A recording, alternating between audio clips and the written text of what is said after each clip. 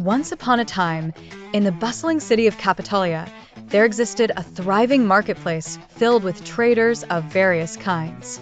It was a place where the rhythm of commerce was dictated by the mysterious dance of macroeconomic indicators, which subtly shaped the fortunes of the inhabitants. In this city lived three friends: Sarah, an astute economist; Michael, a passionate entrepreneur; and Tom, a curious observer of the marketplace. Together, they embarked on a journey to understand the forces that govern their city's economy. Sarah started their exploration with GDP, or gross domestic product, which she explained was like the pulse of the economy, measuring the value of all finished goods and services produced. It was the primary indicator of economic health. When GDP grows, she said, it means the economy is thriving, more jobs are created, and businesses prosper.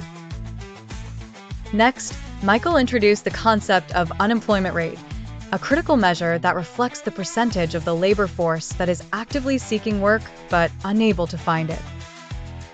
A low unemployment rate signals that the economy is strong and people are able to find jobs easily, Michael noted. But when it's high, it can be a cause for concern. Tom was intrigued and wanted to understand the role of inflation, something he often heard discussed in the marketplace. Sarah explained that inflation represented the rate at which prices for goods and services rise, eroding purchasing power. Moderate inflation is a sign of a healthy demand, Sarah added. But if inflation goes unchecked, it can lead to a loss of money's value. They then moved on to interest rates, a powerful tool in the economy's toolkit, governed by the central bank. Michael explained how interest rates influenced borrowing costs and consumer spending. High interest rates typically slow down economic activity, while low rates encourage spending and investment, he said.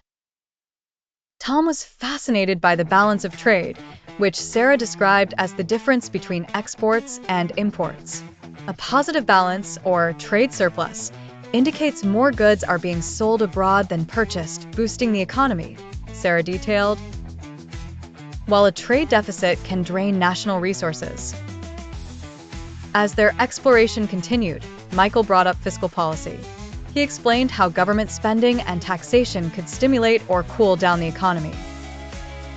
During a recession, governments might increase spending to jumpstart growth, but raise taxes during boom periods to prevent overheating, he elaborated.